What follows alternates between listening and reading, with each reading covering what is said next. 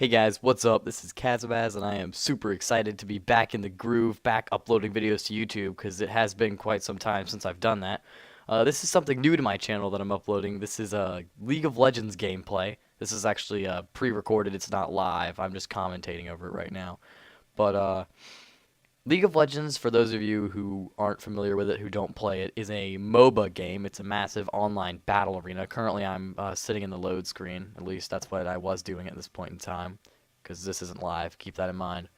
I'm just looking at a replay that I made. So it's a MOBA, massive online battle arena. What League of Legends is a 5 versus 5 game. As you can see, my team is on the top half of the screen here. Oh, wait, now we spawned. Okay, so it's a 5v5 game that takes place on these two different sides of the map. If you look at the bottom right corner of your screen, we have the mini-map, and with all my different little character icons of my teammates. And this is our side of the map, divided, and that's the enemy side. It's divided by the river here that runs between the two sides. The goal of the game is to protect our Nexus, which is this object right here in the center of your screen. And meanwhile, we're also trying to explode the enemy Nexus, which is located right there. And in between us and why and the Nexus, which what the reason we can't go do it right now, are these things, which are towers. They have some and we have some too. If you head towards an enemy tower, it will start shooting at you. So if an enemy walks into my turret range here, he will immediately begin to get shot at by my tower, which will kill him quite quickly, considering he will also be a level 1 like me. There are 3 different lanes, and in a couple seconds minions are going to come out of our Nexus. Minions are small team-based enemies that are very low damage and very easy to kill, and essentially all they're good for is I can kill the enemy's minions, he can kill mine, and I earn experience and gold. I earn experience and gold from killing the enemy minions. And basically they will just, as you can see here, rush straight out of the Nexus and head to these 3 different lanes. Top lane, which is this one, mid lane, which is this one, and bottom lane, which is this one over here. This game I will be occupying mid lane, so I'm gonna go ahead and lock onto my character. Right about here. I'll just zoom out as far as I can for her. Right now what I'm currently doing is more of an advanced tactic, but I'm giving my friend what's called a leash because he'll be jungling, and I'll kind of explain that if I have time later. But for now, you'll expect to see 2 people in the bottom lane for most of the game, 1-on-1 mid lane, 2v2 bot lane, and either a 1v2 or a 1v1 top lane. And so as you can see here, what I'm currently trying to do is kill the enemy minions so that this bar down here, which is my experience bar, I want that to go up so that I can level up and unlock more abilities. Because these are my abilities. Currently I'm level 1, and I currently only have my Q unlocked, which is called Disintegrate. There are tons of different champions in League of Legends. I think currently we're close to having 90. Riot releases new champions quite often. And, that was a small bit of lag. I'm currently getting attacked, but I came out alive there. He's only level 2. It's going to be hard to kill an enemy at level 2. But, so, and I have health and mana. Okay, so I'm not really going to go into that too much because every champion's a little bit different. But, Annie, I'm not really going to explain much. I'm going to try to avoid talking about my champion or any champion in general. This is Annie. That's, the enemy of my lane is Maokai, is his name. I'm going to try to avoid specifically talking about them because that could be put off to a later date. This is just the beginner tutorial. I'm going to try to keep that in mind when I'm commentating this, just talking to people who don't know anything about League of Legends. So that's first blood there. My friendly teammate up here, Shen, just killed an enemy, which is quite awesome. So my team now has a slight advantage. Well, he does at least. So like I said, the point of the game is to destroy the enemy Nexus, but in order to do so, I first have to take down all the towers in at least one lane in order to get to the Nexus. So as you can see here, Maokai came at me and attacked him, and I used one of my abilities to stun him while he was in turret range, and my turret did a lot of damage to him, and I think he ends up escaping here. It's very depressing to me because I almost died, and then he almost died, and I think now we're both going to walk away alive after that exchange. But League of Legends is quite an action-packed game. I mean, it has its slow moments, which includes, like right now that my enemy champion is left lane, I'm currently left to deal with nothing but creeps. However, this is an important time, because as you can see, as the creeps die, I earn experience, which is significant to me leveling up and becoming more powerful. But there's more to the game than just earning experience, because what I'm trying to do is land what's called the killing blow or the last hit to the minion, because if I hurt the minion but I don't kill it, and when it dies I gain experience. However, if I do the damage that ends up killing the minion, I land the killing blow on the minion, I also gain, as you can see there, bonus gold. So, and every time I earn gold, my little gold stash is down here, I can contribute that gold towards items that I can buy, which also make my character stronger. And so a lot of people feel like the game is almost like a team deathmatch type game type, because killing enemy champions and staying alive is so important to winning. It's very difficult to win the game after you've died a lot. So I will say that. But after you've given if you give the enemy a lot of kills and you don't get a lot of kills yourself, it's going to be very difficult to destroy their nexus. But it's a little bit, I haven't really planned out what I was going to say in this video. I'm just trying to think of what's important.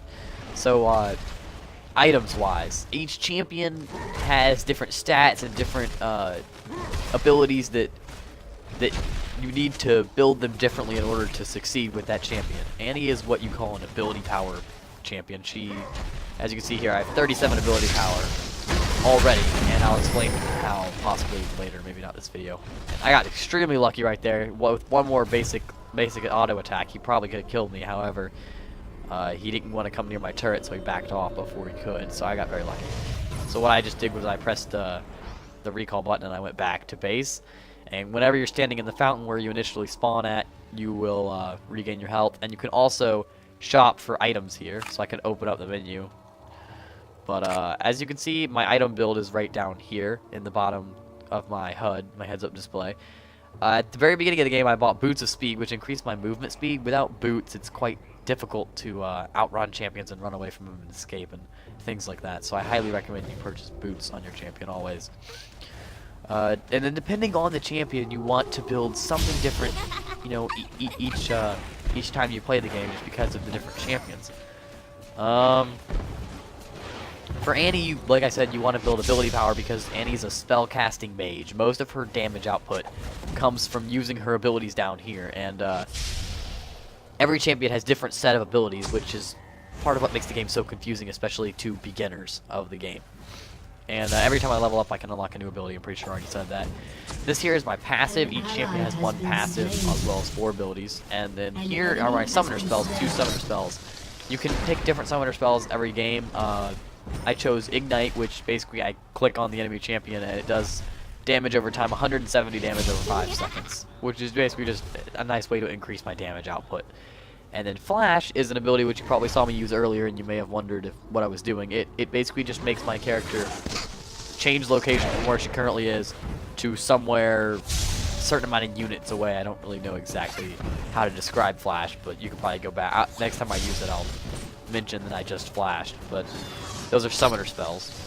I'm trying to avoid talking about what I'm building exactly, because that sort of goes into more advanced. I'm trying to keep this tutorial very basic.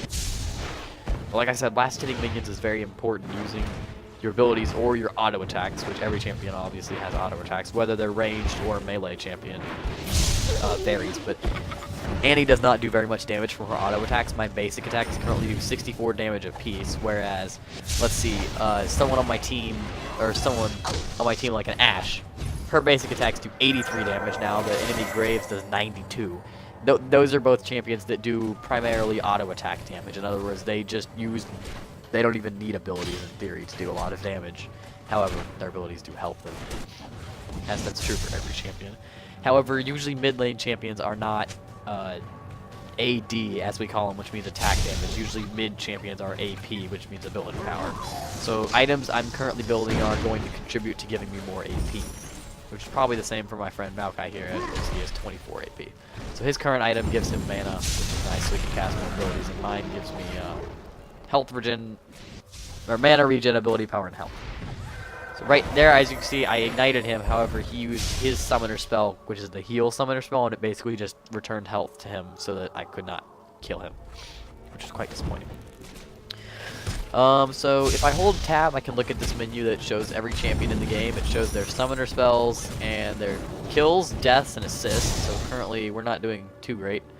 My jungler My friend Justin, who's playing Fiddlesticks, has died once. Ash has died once.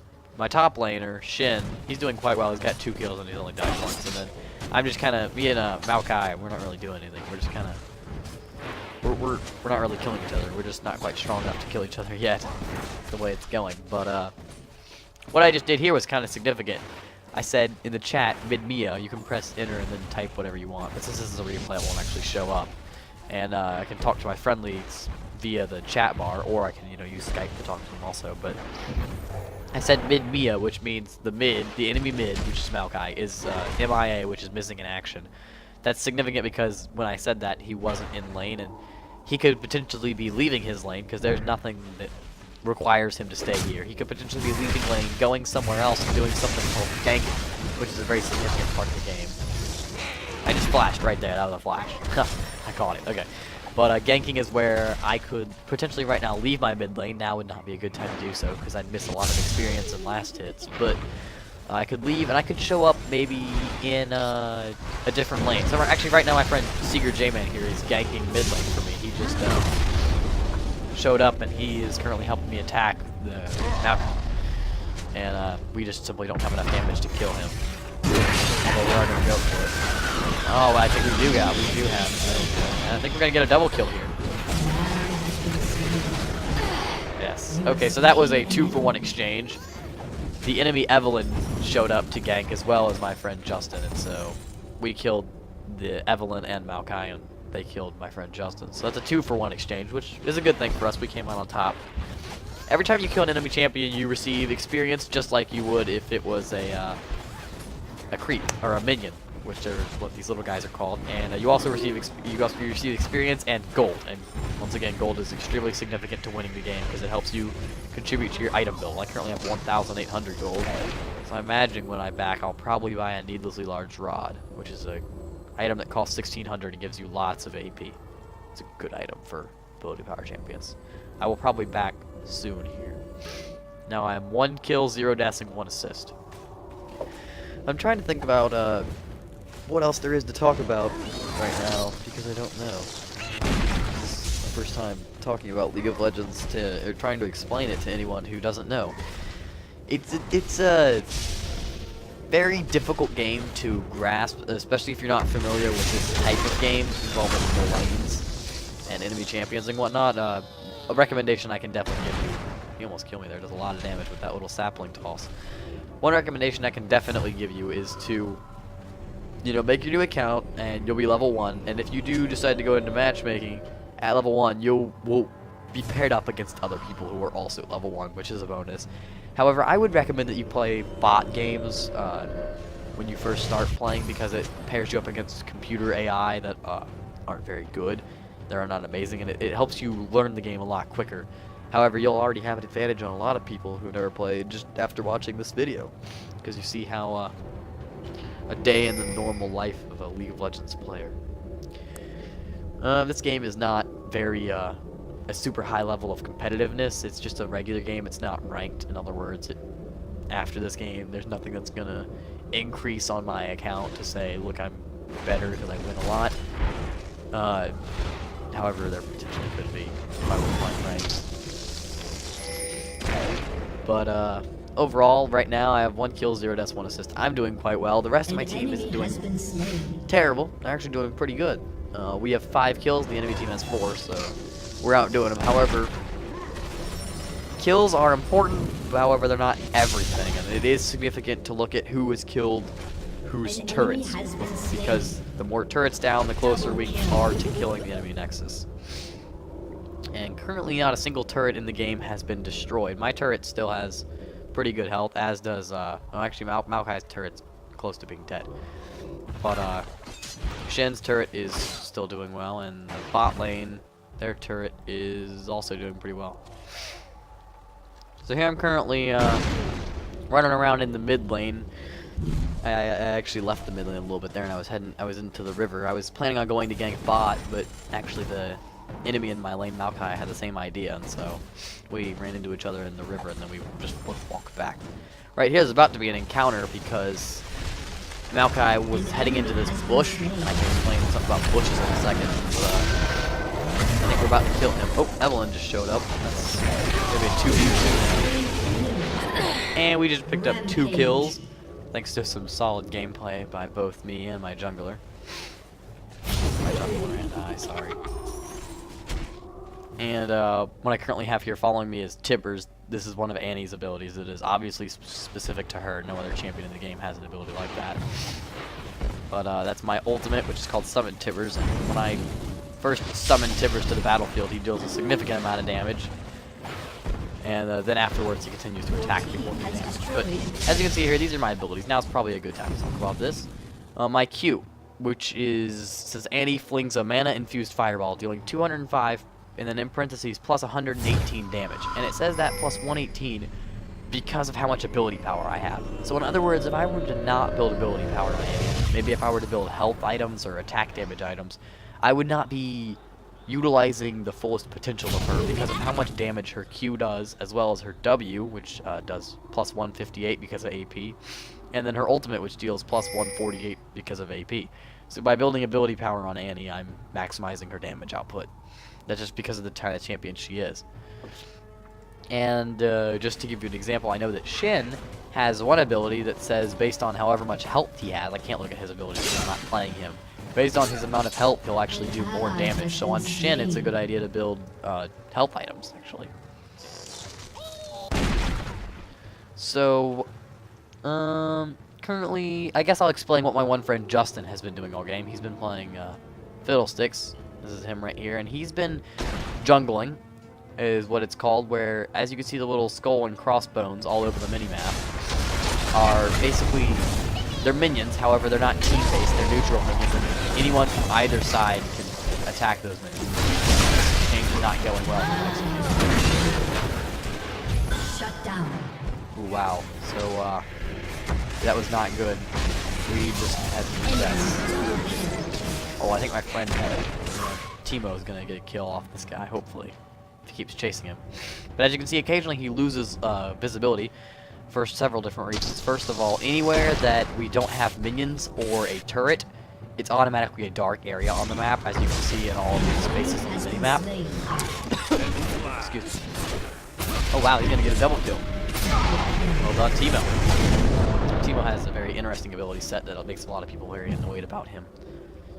He's more annoying than damagey, but he's very interesting. But I can explain different champions later. Your turret has been destroyed. As you can see, here is one of the buffs, or one of the creeps. One of the camps is what they're called. They're called camps in the jungle.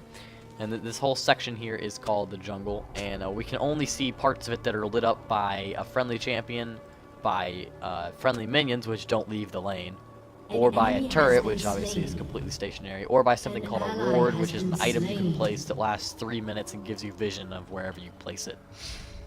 So those can be quite helpful in seeing enemies. If you place a ward here and they walk past it, you'll be able to know that they're in your jungle.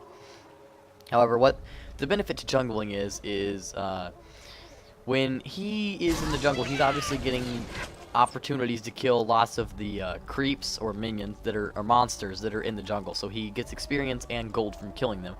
However, the real advantage is that when you are standing by yourself killing enemy monsters or neutral monsters, whatever it is, you gain more experience than if you are standing next to a friendly. Because if I kill a creep and I'm standing right next to my buddy, we have to split the experience that's earned from killing that creep. Even though I killed it, we still have to split the XP. An enemy has been slain. Right here, looks like I'm probably about to get a kill if I'm any good. Oh, he just flashed, so he may escape me. I think he's going to escape. Yes, he did. That is unfortunate. However, I may be able to get revenge on him. Oh, yes, he's certainly dead. I can kite this out one round well enough. Oh, yeah, he's dead. Double kill for me, and I'm now getting quite fed is the term to describe me right now, because I've gotten 4 kills, whereas several other people in the game don't have as many kills as I do. I also have 100. I've killed 100 minions, which is my creep score. So minions killed, my creep score. I have 100 creep score. Wow, that ability did a lot of damage, but I barely survived. So, because of my creep score, I've made a lot of money from that, and because of my 4 kills, I've made a lot of money from that. I'm considered quite fed. I have lots of money to spend on items, which basically makes me do even more damage. And so the better you do early game, the more kills you get, the more items you can build, the more damage you do. The more kills you get, the more items you build, the more damage you do, and it just keeps stacking on itself. And that's called snowballing, which is basically the idea that once you start doing well early game, you can kind of snowball into this spiral of getting more and more damage output while everyone else in the game is just continuing to die by you. So that's a very good thing to do well early game. It's quite significant to your performance. However, that's not to say that it's impossible to bring back a bad performance. So, well, let's see what else I can explain. Here, you might notice over here on my mini-map there's a bigger, larger, and red cross. That's because standing right here is Baron. If it wasn't for the fact that we don't have any vision on this area, you'd see Baron right now, and he's quite a big, huge, scary worm-looking dude, and it is very difficult to kill Baron by yourself. It takes multiple people. And when you do kill Baron, you're able to... Your entire team receives 150 gold, I think it is, for killing him, as well as a buff, which is basically a thing that that gives you stat increases. And we call them buffs because they make your character stronger. And by killing Baron, you receive a buff that gives you additional ability power, additional attack damage, additional mana regeneration, additional health regeneration, and there's several more things I just don't know. The other buffs in the game are blue buff, which is located right here in our jungle. I'll ping it for you. Actually, I can't ping because I'm in the League replay. One's right here, and the enemy's blue buff is right there. Blue buff gives you additional mana regeneration as well as cooldown reduction. And then red buff is located here in the enemy jungle and right here in our jungle. Red buff gives you a on-hit effect, which means when you attack an enemy with a basic attack, it applies this effect that slows the enemy very slightly. It slows them down, slows their movement speed so they can't run as fast, and it also does a slight damage over time. So red buff is more helpful on champions that use auto attacks, or AD champions, and blue buff is more helpful on champions that use their mages that use their spells, like me. So it would be a good idea to give me blue buff. It would be a good idea to give our Ashe red buff because she can apply it much better since she builds attack speed and attack damage. One of the most complex things in League of Legends that a lot of people have a lot of trouble with is your build. What items should I build on what champions? And one thing they've done nice is implemented a recommended items build, which used to be quite bad, just to be frank. That they used to not be very good, but now they've gotten a lot better. So when you click on the buy menu, just items that they recommend you build. What we just did was we just killed Dragon. You can see his corpse laying there as he now vanished. And Dragon is very similar to Baron, however, it does not give you the buff. So instead, all it does is it gives every person on our team 150 gold, which may not seem like much. However, it helps us build more items, and it gets us that much farther ahead of the enemies because they cannot kill Dragon now until it respawns in a certain amount of time. Getting a lot of new players and a lot of low-level players significantly underestimate Dragon because all it does is give them, as a person, 150 gold. However, on a team, if you add up the amount of gold that gives your entire team, it's significant and it's worth doing when your teammates have the time. However, as you can see there, we were all gathered up in mid lane. However, we didn't want to push too far because we didn't know where most of their team was. We didn't know what they were doing, so we used our time wisely to kill Dragon. We could also potentially have killed Baron there. However, Baron takes a lot longer to kill than Dragon, and if we mess up and somehow the enemies steal it from us while we're taking it, they will end up much stronger than us. Killing Baron, you cannot underestimate the significance that Baron has on the play. And I don't recall if we do or do not get Baron at a later point in this game. Actually, right now I just acquired blue buff, which is quite nice to the point I was making a minute ago. Maokai came and tried to steal it.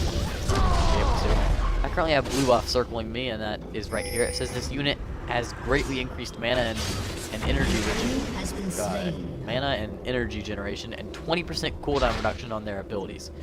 Also, if someone were to kill me right now, they would receive blue buff and I would lose it because I die. So that's another cool fact. So as you saw there, I just killed wraiths, which gives me a bunch of golden experience, so that's always a good idea. Especially later on in the game, you get more strong, and the things in the jungle are a lot easier to kill when you're higher level. However, the gold that they give you is still significant, even though you can kill them very fast, so that's Your very turret good. has been destroyed. What else is there to say? I don't know. I mean, right now I'm trying to show you right here the engagement that just occurred where Graves killed Fiddlesticks. However, it's kind of hard to explain what happens without getting into too much depth about the individual champions, and that's something I'm trying to avoid.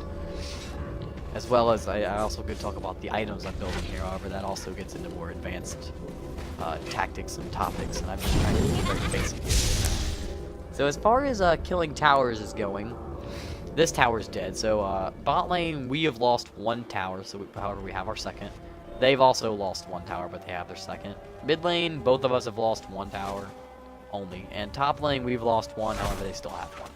Now, the big significance to towers is that I cannot currently walk to their base and kill the Nexus because they still have things called inhibitors. I bet you guys, if you have a lot of awareness, you've probably noticed those little red dots behind that are only behind these 3 towers. These are called inhibitors, and what they do is they prevent super minions from spawning. So when my team kills this turret, and then we kill this one, we'll have access to be able to kill this this inhibitor. And when this inhibitor is down, our team spawns super minions. So at the end of every wave, there'll be one minion that's... These here are called siege minions, these two. They're bigger than all the other minions and do more damage. However, once the inhibitor dies, a siege minion will turn into a super minion, and it will be significantly bigger, and it'll have way more health and do way more damage. And when you have a super minion on your team, it's a lot easier to push the lane towards the enemy's nexus to start doing more damage to the turrets. So, a lot of times what happens is after roughly around 20 minutes, the laning phase ends, which basically a lot of champions decide that they've gotten a lot of benefit now from staying in the lane by themselves. However, they're ready, as a team, we're ready to start trying to push to win, which means we're ready to start trying to push down more towers. So a lot of times you'll see huge groups of people, 4 or 5 of us, will group up together, and a lot of the time the enemy will respond by doing the same, and that's when we have huge team fights. So here I'm in the 26th minute. I'm still 4-1-3, so I'm doing quite good. This game only 1 death. May not seem like I'm doing that amazing compared to some other people. However, I know that later on in this game, I do significantly better. I did not recall that this replay was quite so long, or I would not have chosen it for a beginner game. However, I will say this. League of Legends is a game sort of like Halo. I mean, it's not at all. But the comparison I'm trying to make is that leaving the games is a very bad idea, and the games last quite a long time. And so right now, if I were to quit, my team would be significantly disadvantaged because the game would turn from a 5 people versus 5 people, 4 people versus 5 people, and that would be bad for my team. That would give me 20% disadvantage on the enemies. So it's bad to do that. Never disadvantage your teammates by quitting. So in order to assure that you're going to have that you're not going to quit, make sure before you start the game that you have a large chunk of time allotted to play, because the games can last quite some time. I mean, 20 minutes is often considered a minimum because it's rare that you'll kill the enemy's nexus before 20 minutes, and if your team is doing extremely well, for example, let's say you have 15 kills and the enemy team doesn't have a single kill yet, they are allowed to surrender instead of wait until we kill the Nexus. However, if 4 out of 5 of them agree to surrender, however, they cannot offer that vote until 20 minutes. So even if your team is doing extremely well, the game won't end until most likely at least 20 minutes. So that's one significant point to make. Your team has destroyed a turret. And you can, Riot Games will definitely punish you if you consistently quit games. And by consistently, I mean do it like more than once in a week's period of time. They will probably ban you for a day or 2 or something. They're very, very particular about not quitting games. However, pretty much anything else you do, they're not. They're very lenient about. Wow, I'm sorry to upload the 28-minute video. This one's not even over yet, although it is getting close. Sorry to upload that as my very first League of Legends video. That doesn't leave a great impression on the game. Now that I think about it, this game is actually quite boring to look at, especially considering you're just watching me do my thing this game. But I will in the future upload probably more exciting games. This one, I literally upload it just because it's the only good footage I have saved onto my account where I'm playing Annie. And I wanted to play Annie just because if I did want to explain her ability set, it's quite easy to explain her abilities if I were, which I actually haven't gone into yet, just because of how basic the champion she is. In fact, Riot Games has actually considered her a recommended champion because of her low level of difficulty to master.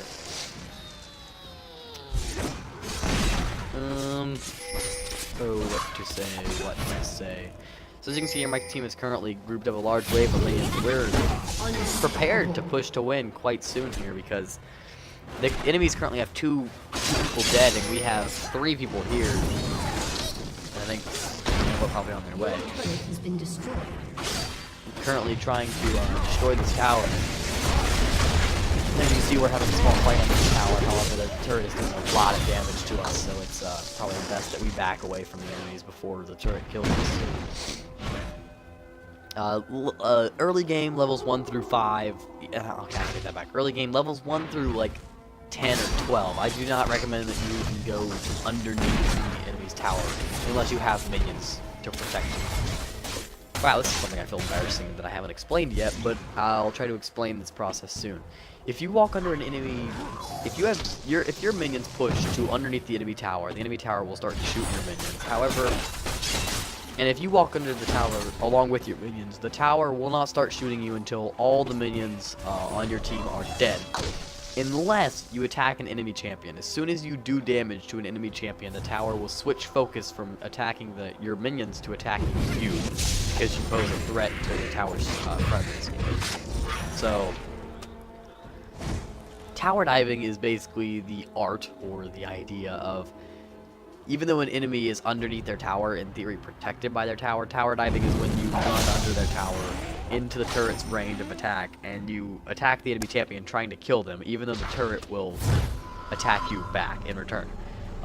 Levels 1 through 10, that is an extremely difficult thing to do, and in fact, I don't recommend going anywhere near your tower unless you have minions with you, because they're just so high damage output early game. However, later game, you'll obtain more health through items and through leveling up. And if you're a tanky champion, sort of like our team has Shen, who is building health items to give him basically he's our tank. The idea of him is that he absorbs a lot of damage. He builds armor and magic, which reduces the amount of damage he can do. And he also builds health, so it's really hard to kill him. As you can see, there's 3 enemies attacking. He may or may not die right here. There are 3 enemies chasing him. Here comes me right now. I think I might actually save him right now.